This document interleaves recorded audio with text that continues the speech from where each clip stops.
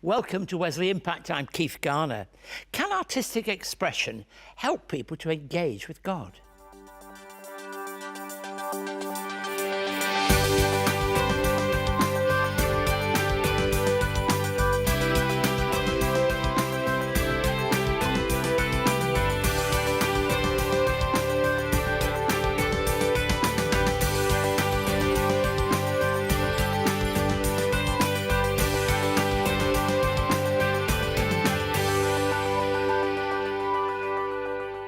Thank you for being part of the programme today. I asked the question about art and faith, thinking about the connection between some of the world's most famous artworks, which all kind of grow out of the Christian community, the creation of Adam by Michelangelo and the Last Supper by Leonardo da Vinci, and so many more works of art that have helped to shape the way people perceive or experience an event. Later today, I'll be speaking with Michael Henderson, someone who describes himself as a husband, father, artist and thinker. Michael's a Baptist minister and an artist whose work is inspired by faith, and yet at the same time has meant he's toured throughout Europe at various exhibitions, giving Michael an opportunity to share his faith with people all around the world. In today's programme, we'll also be joined by Leah Brett and the Wesley Impact Band, who will sing Hymn, and I will share some thoughts on the Gospel of Matthew once again. Quite often we approach God expecting to receive what we feel we might be entitled to do. But God gives us grace. His grace is for everyone, and we can sometimes feel unfairly treated by God's love for all. Now, here at Wesley Mission, we seek to meet people at their point of need, whatever that may be, and whatever the circumstance. We do our best to share the grace that we receive from God in an appropriate and meaningful way. Now, that doesn't mean we mention Jesus in every conversation or at every point of interaction. Quite often, the best way to show someone we care is by offering a hand up, creating an opportunity for people to express themselves and finding new ways to share the work that we do. Through one of our disability services, we operate a unique program that's called Wesley Life Skills. This is where people who have a disability focus on skills and abilities that they do have and work with them to try to help them achieve their dreams. Well, filming a story about Wesley Life Skills, and we'll continue that in coming weeks, members of our media team heard that Bevan, a participant in the Life Skills programme, was studying video production at a local college. Doing all the good we can, our producers invited Bevan to be part of the production team on the day, helping to put together a video which will be part of his portfolio of his work. This is Bevan's story, a story about the making of a short documentary with a difference.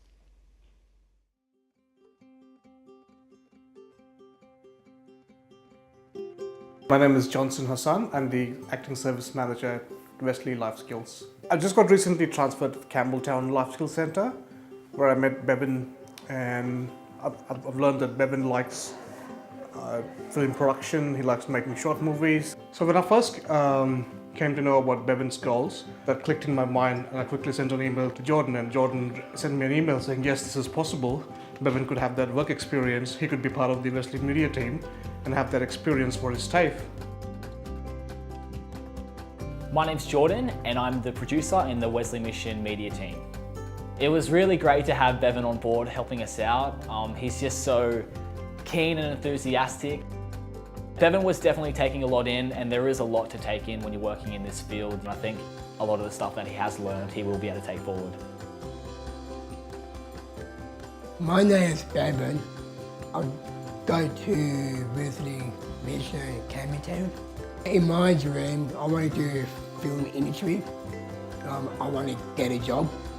Today, I learned how to do the camera properly. Often it's the little things that will count. So when Bevan's going out in the future and working with other people, doing more film and TV stuff, different production teams, it's the little things simple as knowing how to get behind a camera or knowing how to set up a lighting stand that can make all that difference and help him get pushed onto other productions going forward. So the experience it's priceless, quite literally.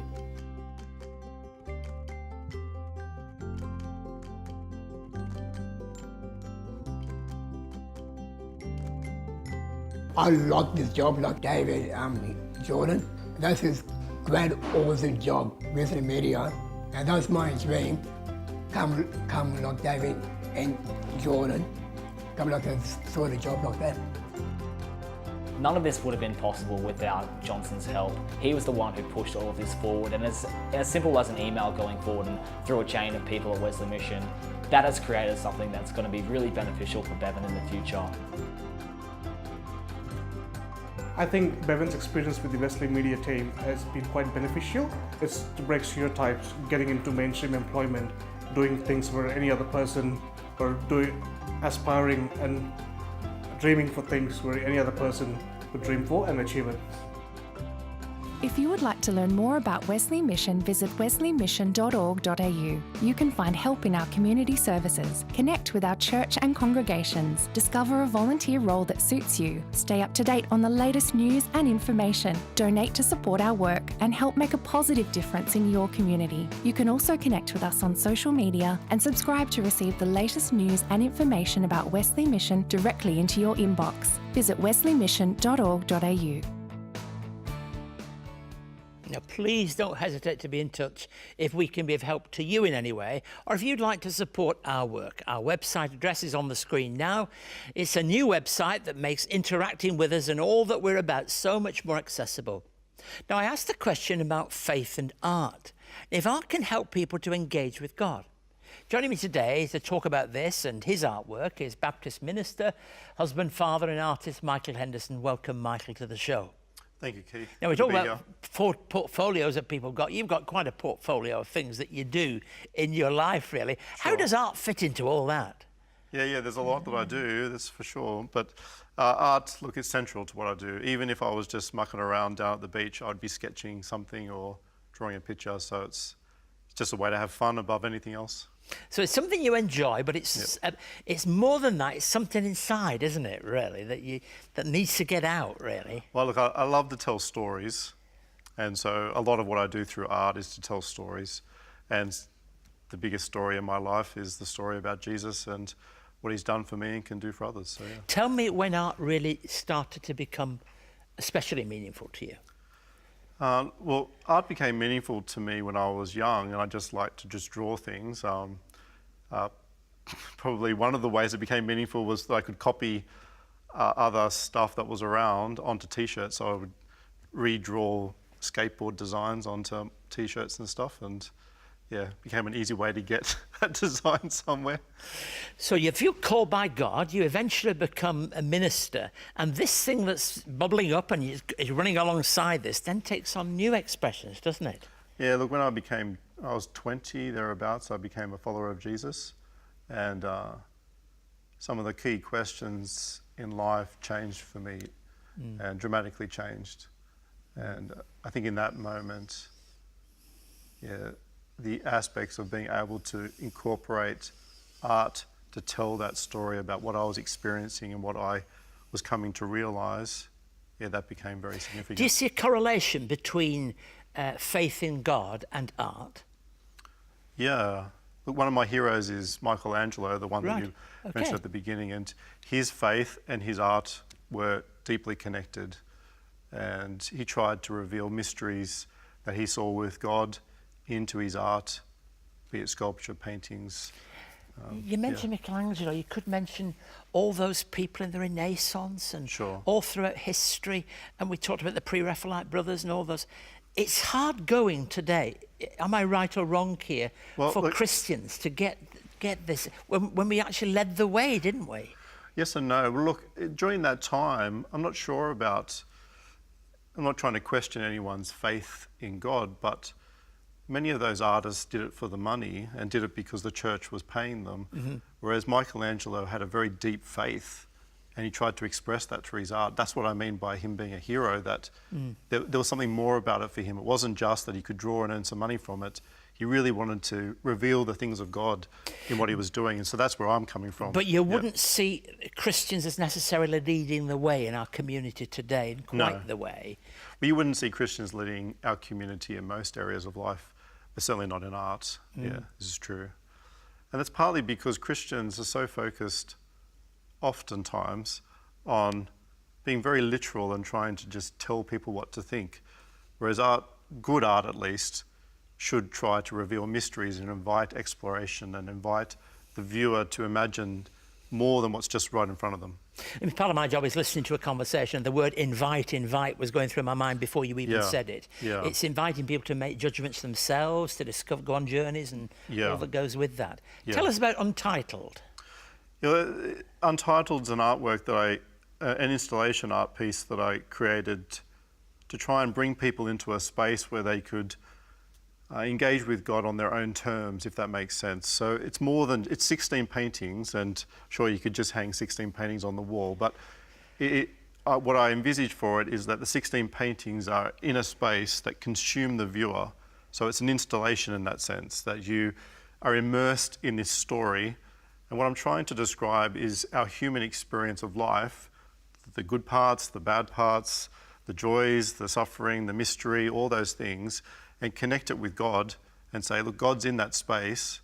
I'm not trying to tell you how he's in that space, but I am trying to lay it out there so that you can come into this space, have a conversation with God in your own terms, and explore who he is. That's an insight to us, to something of the importance of faith for you, not only as somebody who observes, but somebody who paints. Yeah. I think that connection, which is why I value Michelangelo so much, there's a clear difference between the work of Michelangelo when he does the statue of David and Donatello when he does the statue of David. They're trying to describe different things. And so I'm like Michelangelo in that sense, in no other sense, because I don't draw or paint anywhere near him, but that trying to reveal the things of God, the mysteries of God, and invite that exploration. That's what I'm trying to do. Let's talk a bit longer. Will you stay with us for a few moments, Sure. and then perhaps talk a little bit more as when we come to wrap up the show. Now let's welcome Leah Brett and the Wesley Impact Band to sing a piece called Hymn.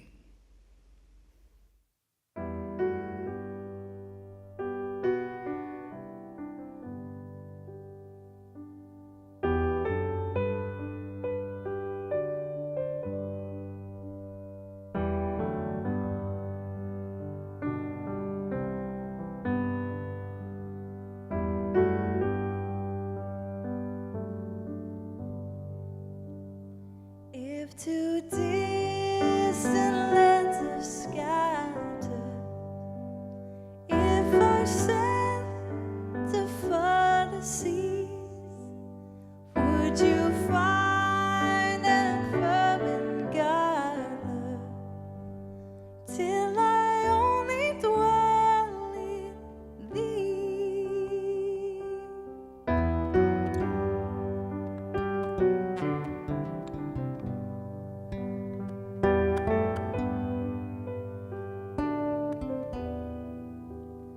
If I flee from greenest pastures, would you leave to look for me? Forfeit glory to come after, till I only dwell in thee.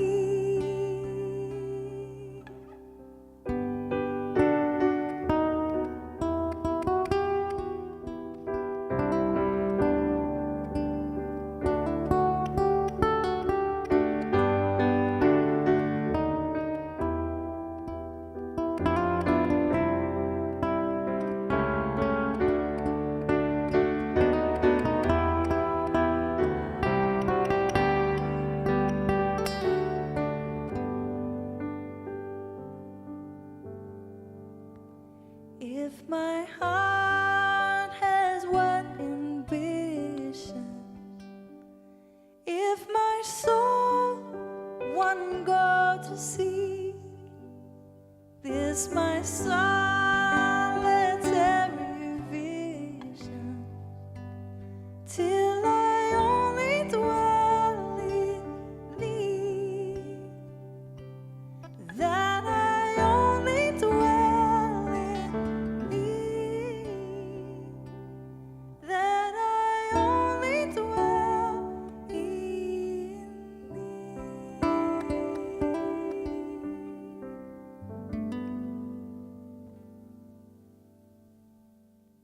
Over the years of Wesley Impact, Keith Garner has had hundreds of conversations sharing stories of hope, resilience, love and the Christian faith. Perspectives on Faith and Sport is a collection of inspiring and insightful conversations with people who are champions in their field, including Commonwealth Games gold medalist Deb Lovely, tennis great Margaret Court, Olympic swimmer Elka Whalen, long distance runner Eloise Wellings, Olympic gold medalist Duncan Armstrong, and two-time boxing world champion Nigel Benn.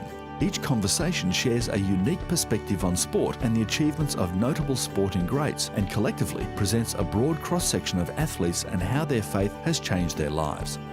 Perspectives on Faith and Sport is the second instalment of a three-part series and is available now from Wesley Mission. To find out more, contact Wesley Mission on 02 9263 5555 or email impacttv@wesleymission.org.au. I chose to volunteer at Wesley Mission because I'm passionate about justice. I chose to volunteer with Wesley Mission because I've always wanted to work with people who have a disability. You meet friendly people. They're all people who are self-motivated and energetic. It not only gives me a purpose, keeps me active, and activity leads to longevity. Wesley Mission currently provide over 130 individual services with over 2,000 employees, supported by over 3,000 volunteers to assist over 21,000 families and individuals each year. Whew, that's a lot of numbers. So as you can imagine, we are always looking for more volunteers to help. So please, volunteer today. Visit our website, wesleymission.org.au. You will not only be meeting new and interesting people, but you will be doing all the good you can, because every life matters. In these days, we've come to understand a good deal about contracts, employment and property. And some of that background might be helpful as we read something of a New Testament context in one of the parables of Jesus, in Matthew chapter 20, the parable of the workers and the vineyard. Matthew 20. For the kingdom of heaven is like a landowner who went out early in the morning to hire workers for his vineyard. He agreed to pay them a denarius for the day and sent them into his vineyard. About 9 in the morning, he went out and saw others standing in the marketplace doing nothing.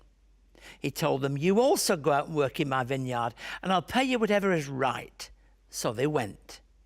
He went out again about noon, and about 3 in the afternoon did the same thing. About 5 in the afternoon, he went out and found still others standing around. He asked them, "Why have you been standing around all day doing nothing?" "Because no one has hired us," they answered. He said to them, "You also go and work in my vineyard." When evening came, the owner of the vineyard said to his foreman, "Call the workers and pay them their wages, beginning with the last ones hired and going on to the first." The workers who were hired about 5 in the afternoon came, and each received a denarius. So when those who were hired first came, they expected to receive more. But each one of them also received a denarius. When they received it, they began to grumble against the landowner. "These who were hired last worked only 1 hour," they said, "and you've made them equal to us, who've borne the burden of the work and the heat of the day." But he answered one of them and said, "Am I not being unfair to you?" said the friend. "Didn't you agree to work for a denarius? Take your pay and go. I want to give the one who's hired last the same as I gave you. Don't I have the right to do what I want with my own money? Or are you envious because I'm generous? So the last will be first, and the first will be last." Now, in this parable, it reminds me of a really true story of how it used to be back in the country that I came from, in North Yorkshire, where in town centres, farmers would go and at different times of the day would try to get people and employ them. But the twist in this story of Jesus, and there often is in a parable, one overriding message, and it surely is generosity here, is that he hired people at different times of the day. There were informal contracts, we might call it. And the agreement was to work for the usual daily wage, which was a denarius. That's what the significance of that is. Those taken on later in the day would be told they would be paid fairly. Now, the workers employed later in the day were engaged on the basis of trust. However, when the day's work was ended, they too were paid a denarius. Now you can well understand, shall I call it the unease or even anger of those who'd worked all day and received exactly the same. Now we can relate to God through trust or by contract. You can choose either way as the way you understand life. The nature of faith is built upon receiving what we do not deserve. That's the nature of grace. And that's why this parable to me, though sometimes described as one of the most difficult to understand, is probably one of the most straightforward and unpalatable to many people who hear it and say, well, surely we've done so much that we deserve this. The world rewards her winners, and generally those who excel. But with Jesus Christ, losers can be winners. Those who are last through the door can be the first in the kingdom of God. It's always been challenging, and I think as challenging to religious people as any. This is the message of the kingdom of God, the message that powerfully hits you between the eye. We've been talking about art a moment or two ago, and sometimes art can take you aback. You suddenly see something that you never saw until you looked at it in this particular light or from this angle. Well, when you hear a story like this, you can't help but feel here is a message that is so powerful for all those that would hear it and would receive with power the message of Jesus Christ. His love is for all. It's grace. Grace we might call is undeserved merit, is that which God gives to people, not because they've earned it, but because he's chosen to give it. So the person at the beginning of the day got exactly what they agreed to work for. The one that came in at the end got what was described as fair. That's the debate. That's the argument. Fair.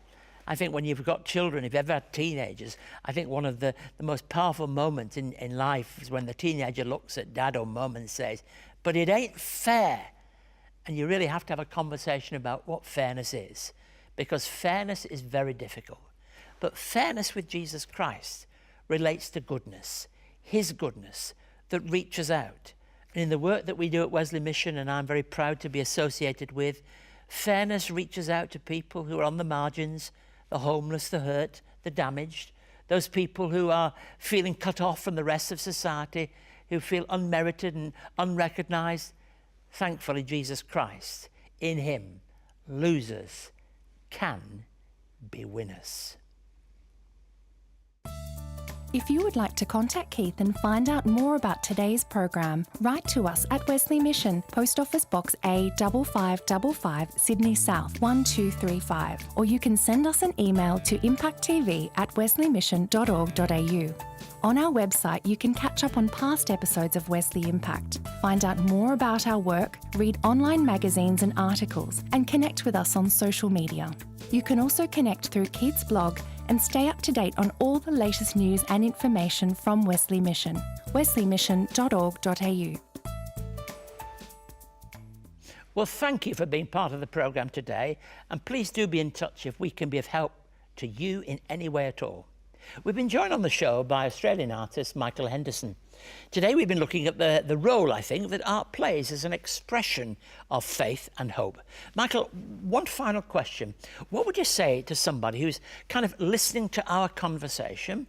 They want to use their skills. They've got more than a modicum they recognise already of art, and they want to use it in expression of the Christian faith. What would you say to them?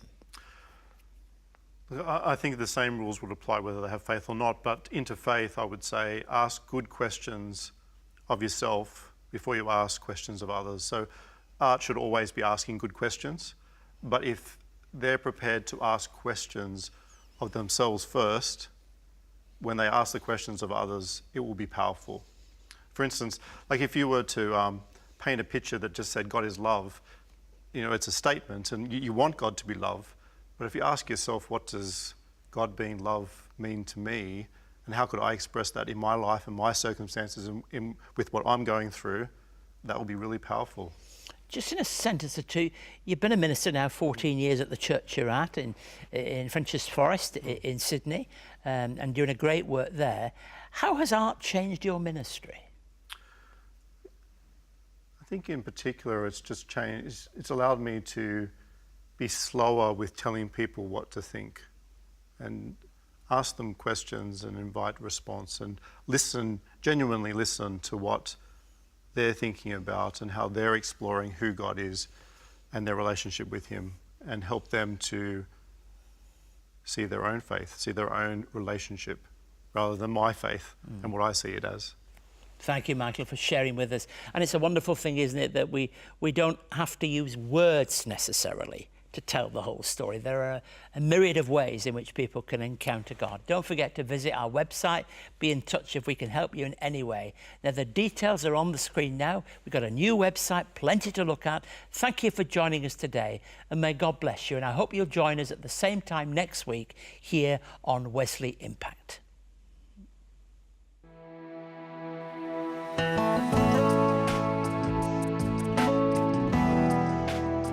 Wesley Mission walks alongside people of all ages struggling with homelessness, addictions, mental health issues and financial stress. To find out more, visit wesleymission.org.au.